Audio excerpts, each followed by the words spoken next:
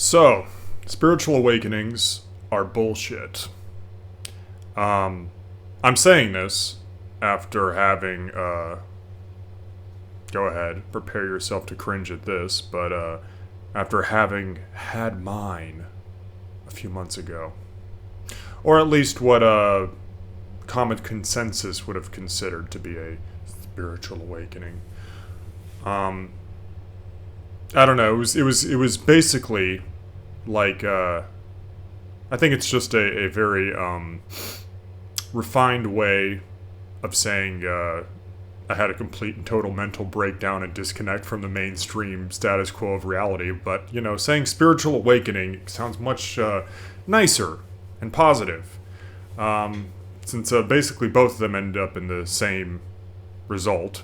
You kind of realize what's what about reality, or at least what you think what's what is about reality. You kind of see sort of what an arbitrary and shallow and silly game much of life actually is, and in turn kind of lose an interest in sort of validating yourself and partaking in like the rat race of existence and all that stuff, or at least contemporary human existence.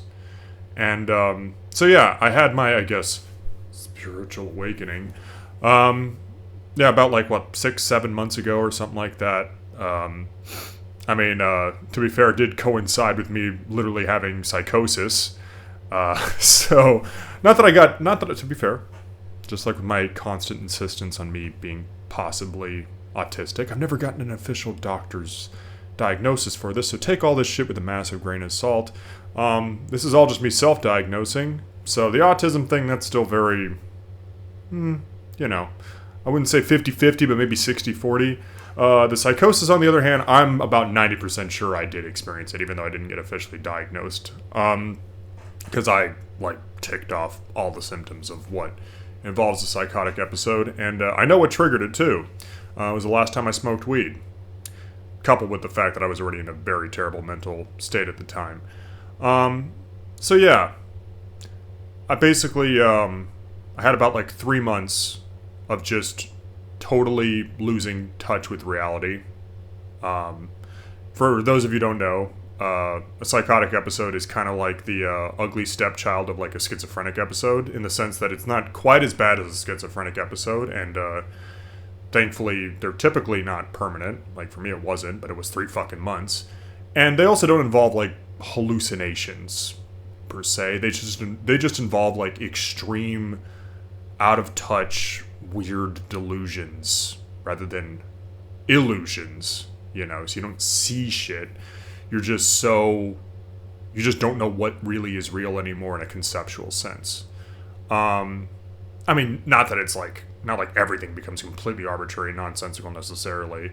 With me, it was specifically depression psychosis. So I was just really fucking sad, and and then coupled that with smoking weed and also having a person in my life who I was uncomfortably smitten by, just very enamored by, which only got worse the more mentally deranged I became. I kind of became more smitten by this person in a really weird way, but didn't realize how weird it was until after the fact. But anyways, so yeah, to cut to the point, I was basically believing all sorts of crazy shit. I was believing that pretty much everybody secretly hated me. I was believing that solipsism was 100% true, or at least 90% true. I was almost certain that everything was just an illusion being produced by my brain, and I was actually completely alone and just dreaming the entire universe. I also believed that this woman I was really interested in at the time was my last chance at finding love in life, and if I didn't make it work with her, I would never make it work again, which honestly that might be true considering the fact that I've since given up on dating. But then I was also believing just false shit about my past and my identity. I believed at one point that my hang-ups about sexuality and stuff are because I was mysteriously, not mysteriously, but secretly molested as a child and just forgot about it, which is bullshit. That didn't happen, but I was very suggestible. She also, this woman I was smitten in at the time, just to point out the fact that she herself wasn't working with a full deck of cards either. She actually said to me at one point that I was apparently one of the nicest people she'd met in a long time. And at one point, she actually told me about a dream that she had where she dreamt that I had come to her house to murder her with a knife. And she told me about this and said that the reason why she dreamt that is because I was so nice that she was suspicious I had some ulterior motive. And in my state, I started to wonder if, like, maybe she's right. What if I am just, like, secretly suppressing, like, that I'm like a covert psychopath and I don't even realize it yet? Also, the whole belief that I might have been molested was also because of her. She had wondered if, like, my issues in life, my depression, was because I might have been secretly molested. So I was thinking, like, maybe she's right about that. Anyways, it was none of that was true. But again, that's the crazy thing about being in a psychotic episode. Basically, like, to put it into context for anybody who's never experienced it, picture, like, how you get sort of temporary amnesia and delusion when you're, like, in a dream. So, like, you might behave and think and do things totally different than how you are when you're awake, but you're convinced that this is, like, the way you should behave when you're in your dream state. And it's only after you wake up from the dream that you realize that the way you were behaving was very fucking weird and not how you would at all behave. Or maybe not at all, but, like, quite different from how you would behave when you're awake. Just imagine that, except instead of being asleep, you're awake. So, like, my brain was like, I had, like, maybe a pinky toe still in reality, which thankfully made me, you know, prevent myself from going totally off the deep end. But my brain was just constantly just trying to, like, suggest things that are insane to me with total or near total certainty. So, like, for instance, what would just be a passing consideration, like, for instance, where, like, with solipsism, where I'd be like, yeah, wouldn't it be interesting if the entire reality, and a bit sad, but also interesting, if the entire reality of this world was just dreamed up in my head and nothing else existed, because I can't prove that anything or anyone else exists outside of my brain. That's like an interesting thought experiment. But in this state, my brain became convinced, like, no, that's, like, what's happening. Because it was always, like, taking whatever is my fear of my worst case scenario and then making it, like, an absolute certainty. And so I was constantly just grappling with my brain, just, like, shoving this on me. Like in a dream. Like, it was constantly just trying to make me certain of something that was a delusion so much, and it was only after the fact that I had woken up that I realized how fucking crazy my mind was actually making me think, and in some ways behave. Although to give myself some credit, I think I actually kept my behavior reasonable considering how fucking mentally bleh I was. The reason I bring all this shit up is following this, and kind of during this whole psychosis episode, it kind of demystified a lot of other aspects of my life. Like, the psychosis fucking sucked, for sure, but I guess the upside, although that's kind of the point of this video, is I'm not sure if it is an upside at this point, but the sort of, at the time, seemingly upside to it was it sort of shook up my status quo and made me realize that, like, a lot of stuff in my life was just really not working. Or it at least took stuff that I knew was not working and sort of gave me the incentive to just really be like, yeah, that definitely is not working. You need to stop blindly following that. You know, stop banging your head against the metaphorical wall. You know, like, one of the big ones is, I keep mentioning this, like, dating. After that, I just realized, like, I was never able to really bring myself to go bother with dating since then. I haven't. I've installed the apps since that happened, and I haven't gotten a single date. Not because I didn't match with anybody, but because I just keep realizing, like, I have no interest in this shit anymore. This is stupid. Which is what I will say is one good thing about this. I don't regret that. I don't regret the fact that I don't date anymore, because I realize it really is a genuine fucking waste of time. I think literally sitting on my ass and playing the same video game I played 50 times before is less of a waste of time than going on modern dates. They're just fucking stupid. Feel free to disagree with me. That's just my opinion. I've realized I've never had really almost any good times overall. And what few good times I have had have almost always been tarnished in the long run just from things, you know, not working out between me and this other person for whatever reason. It's just bad energy. But anyways, I have a whole fucking bunch of videos on that stuff, or at least 2 videos, I don't know. So I'm not going to go into dating right now. But the reason I say that this stuff sucks, so sure, I got dating out of my life. But a lot of the other stuff, I'm not sure if it was really worth it.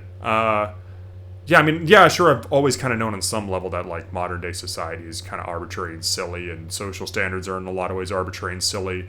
But, like, I was still kind of playing the game, even so. I still sort of wanted to be part of it, even if I knew it was sort of silly. But it was after that that I just completely disconnected, and I just totally. It wasn't even an option anymore. I just was like, it just got ruined for me. I'm just like, this is really stupid. I, like, really don't want a part of this at all. But the reason I'm saying that I think it kind of sucks is, like, sure, I guess there's a freedom to that. But now I'm just kind of, like, left, like, wondering, well, now what? Okay, so I've become an awakened person, and I've realized the arbitrary silliness of the modern-day rat race and the shallowness of modern society, and I've disconnected myself from it and no longer feel the need to be validated and one with it. But there's nothing to really substitute that, other than becoming, like, what I am now, like a quasi-hermit, who just is kind of just bumblefucking through each day while being painfully aware of how absurd and pointless this whole thing is. And then what? Just existing? I mean, say what you will about the fucking rat race and all the silliness of just modern, everything that's tied to the rat race. It isn't just monetary. I think dating is a rat race, and friendships are a lot of times rat races, so all that shit. But say what you will about that, at least it gives you a purpose in life. But now I'm just kind of like, well, what now? What now? I don't know. Yeah, I really don't fucking know. Everything just feels kind of empty to me now. Yeah, especially when it comes to the social aspect. That really took a major blow for me. I had a few friendships that just kind of ended ever since then. Part of it was because of the fact that I was, like, in psychosis at the time, and another part of it was just like, oh my god, I realized I do not truly vibe with these people when I'm really being my honest, genuine self. Yeah, like, I just don't. And, like, part of me is sad that these friendships ended, but I'm almost more sad about the fact that I don't miss them. Like, I was thinking about, like, would it be nice to rekindle these friendships if I actually had the option to? And then I realized, like, maybe out of curiosity, but I'm like, do I really miss hanging out with these people? And I'm like, fucking no, actually. Maybe that's just me coping, but, like, no, I really don't miss hanging out with these people. I don't. I've realized, like, I think the whole time I was just kind of showing a non-authentic version of myself. I mean, there was obviously some authenticity to it, but it was like they only really liked me as one part of myself, but they never really could take the whole package. And they were all very kind of, how would I say this? Yeah, I think the commonality these people all had is they were very much the types of people that if, like, you don't provide some kind of direct benefit in their life, they're not going to be interested in being around you, which, to be fair, I get that that is important on one hand for friendships. You know, why would you have somebody in your life who doesn't give you any benefit whatsoever? But it was, like, very clearly the case. It's hard to really articulate. That's, like, can be like a whole other video. So yeah, now I'm just kind of like, I don't know. Don't really enjoy, like, I already was pretty socially adverse before this happened. Never really was a big fan of small talk and all that shit, yada yada yada. But now I'm like, holy fuck, I really, really have minimal interest in interacting with people. Like, it's at an all-time fucking low. The most worthwhile social interaction I've had lately, really, I mean, on the rare occasion, like, I do have some people I still hang out with every once in a while that I still enjoy their company, for the most part. I mean, even if I like the person themselves, it's just like, it's a mixed bag, because even with people I do genuinely like, I do still find it a bit exhausting to be around people sometimes, even ones I like. But whatever, for the most part, the people that are still in my life, I still enjoy their company for the most part. But I gotta say, the most worthwhile social interaction I've got right now is the fact that I just got a pet dog who's actually lying on the ground right next to me. Very adorable little boy, except he's not little at all. He's actually quite big. He's a 3.5-year-old greyhound. Actually, let me see if I can even show him. I'll awkwardly pick up my computer. There we go. Oh. There he is, sleeping. Yeah. Hey there, buddy.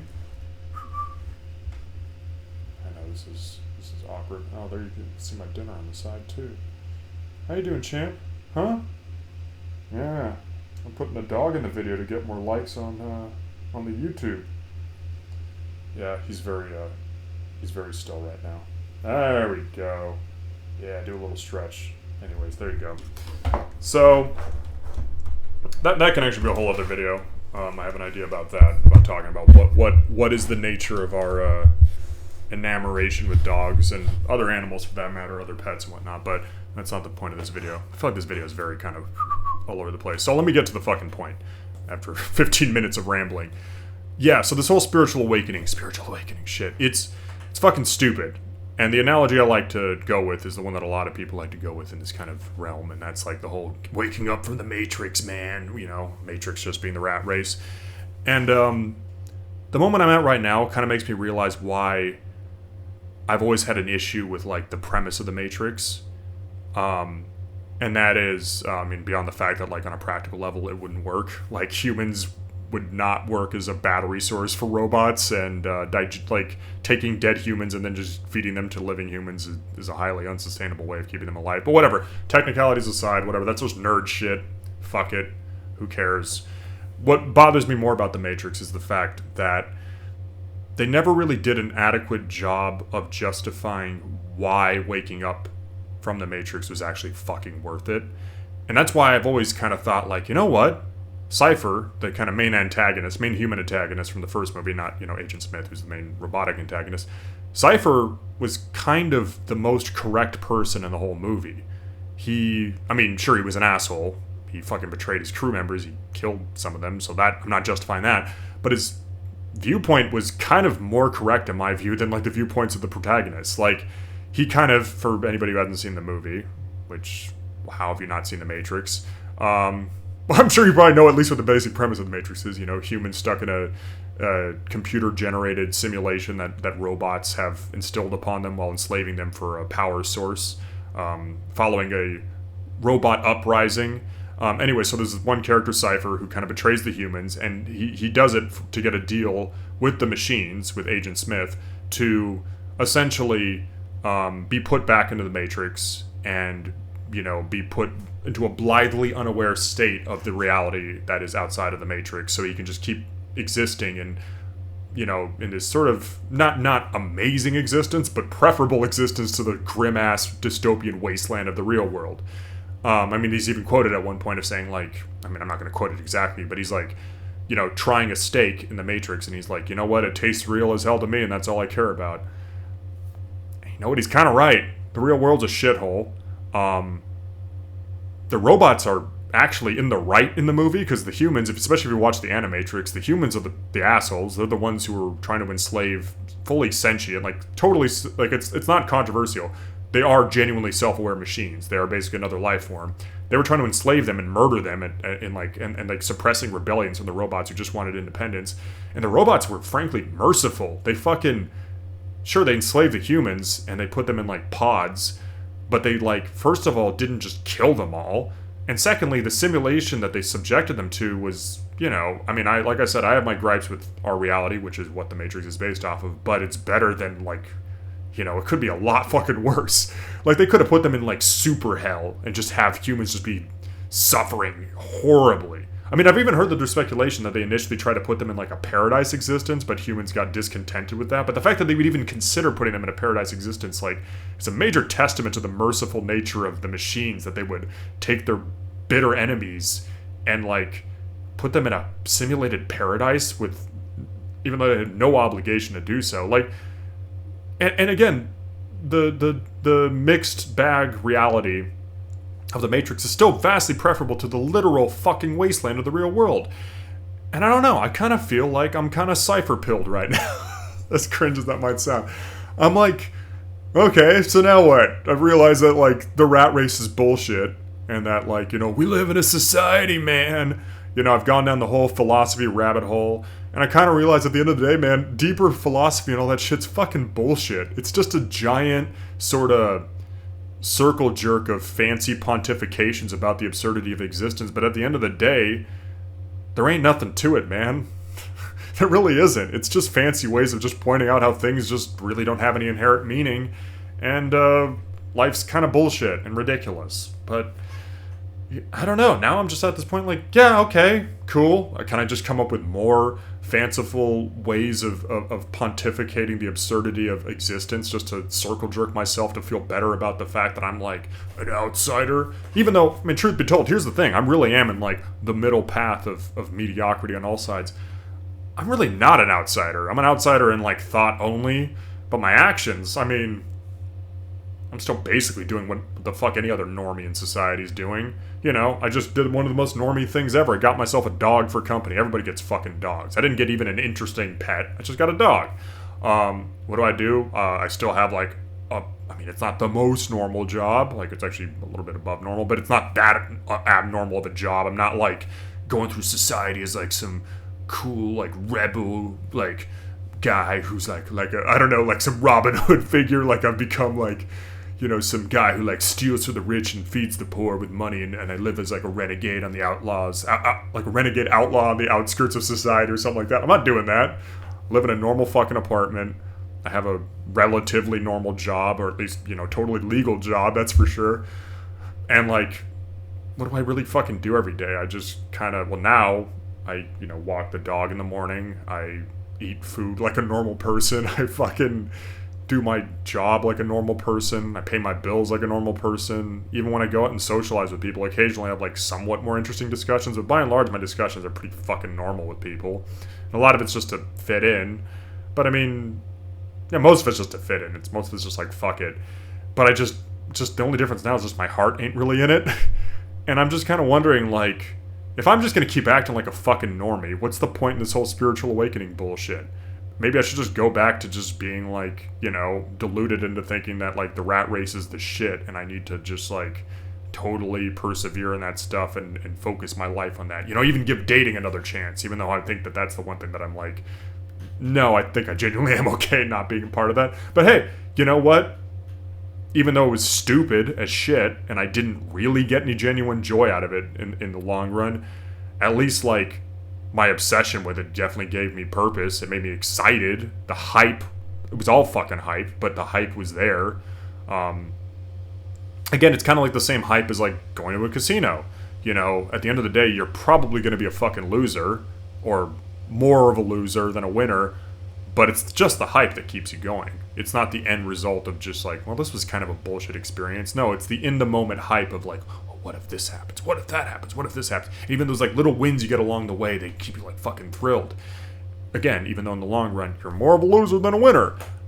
Dating's kind of the same way. So is other stuff in the rat race. So, I don't know. I don't really know what to do now.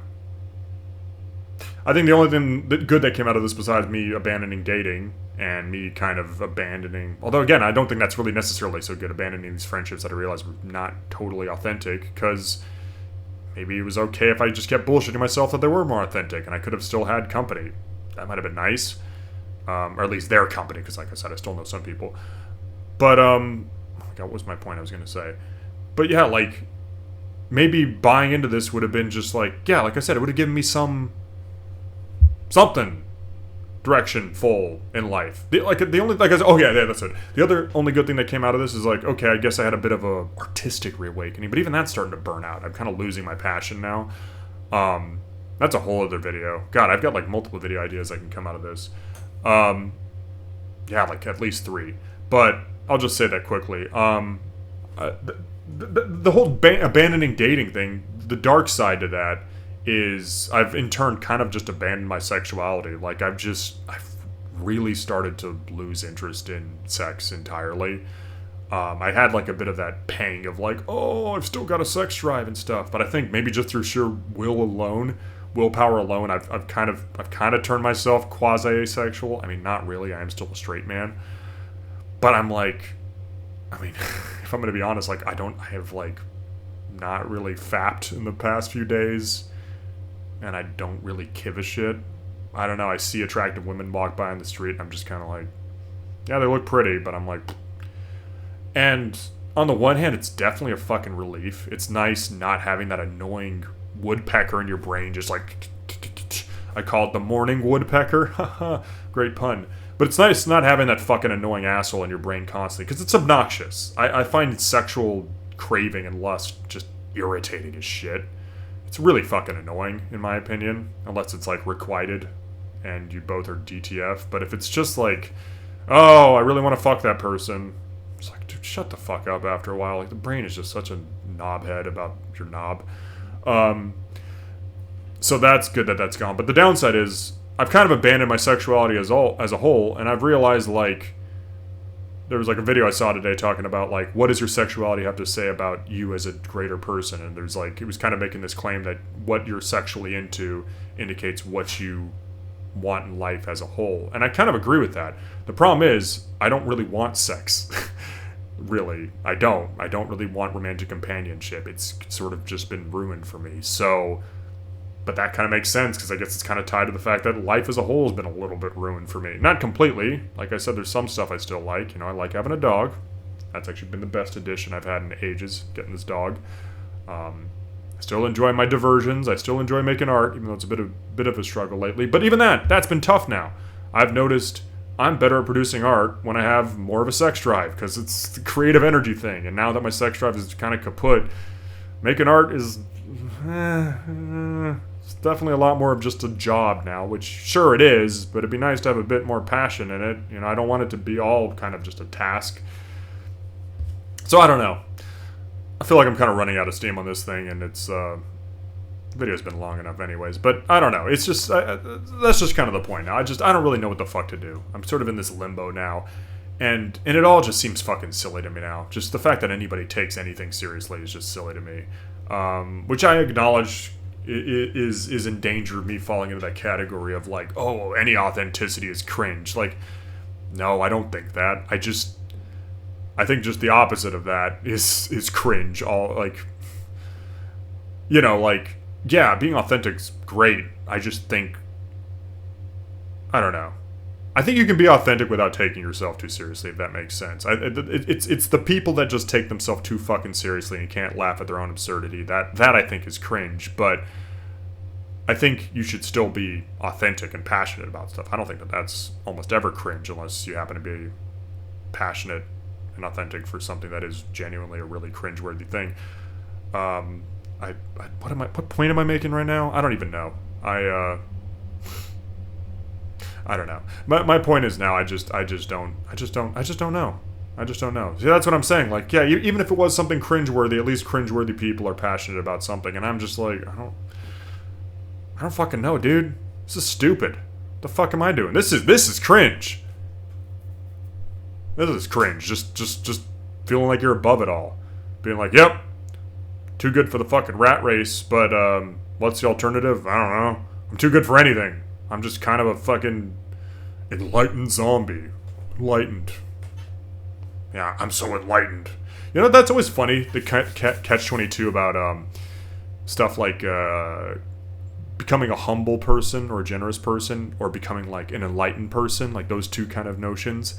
The catch-22 about that is you can never claim to be either of those two things, because that is automatically like one of the least exemplifying traits of being one of those things is to claim that you are one of those things. Like, for instance, one of the least enlightened things you can do is to claim that you're an enlightened person, and one of the least humble things you can do is to claim that you're a humble person. You know what I'm saying? It's funny how that is. Like, it's kind of like, it's a catch-22. You can't really ever realize you are either of those things, or at the very least, you can't ever openly claim you are one of those things without losing that thing to some degree. Anyways, that's neither here nor there. Did this video have a point? I'm sure it had some kind of a point. I feel like it could have been maybe a bit more succinct in its point, but that's kind of the point. The point of these videos is the point being that there is no real definitive point to anything, and I'm just kind of rambling around and sticking points here and there like fucking needles in a pincushion, and sometimes the points point together into some pointed way, and sometimes they just stick out with their points pointing outside of the point. I don't know. I don't know what the fuck that was. What a nice little lad. So yeah, dogs are great. I like dogs. I'll do a whole video on about dogs, because I got a lot of opinions on dogs and why we're enamored of them, and animals as a whole, like I said. But that's for another video, and I feel like I'm repeating myself, and the point has gone through the point of the point to the other point, and I'm just pricking myself on the point because the point went through the pincushion point, the pincushion of points, and it's pointing out on the other side. And I don't know what the fuck I'm doing. I'm just repeatedly sticking my finger on that pincushion point, sticking out of the other point. I don't even think this analogy is making any sense. This is stupid. Am I having another psychotic episode? What the fuck is wrong with me? Okay, my brain is cooked. Jesus Christ. Don't do drugs, kids. That includes marijuana. That shit ain't as harmless as you think it is. You know, it could be totally chill for years and years on end, like it was with me, and then it just takes that one fucking time when your brain is just to set you over the edge and fuck you over. And hopefully only temporarily, like with me, because who the fuck knows? It might fuck you up forever, because the brain is a fragile, squishy little piece of goober goob. Okay, I'm done. On that note, thank you for watching. It's been a few days since I did my last video, so excuse the nature of this one, although they're always kind of but I feel like this one was especially but hopefully it was still at least watchable. And have a nice rest of your day, and I will elaborate on those topics, branching topics I hinted at another day, maybe tomorrow, hopefully tomorrow, because I want to get back into doing these regularly. Build up my audience from it's 38 strong to at least 40. And that's it. I'm done. Farewell.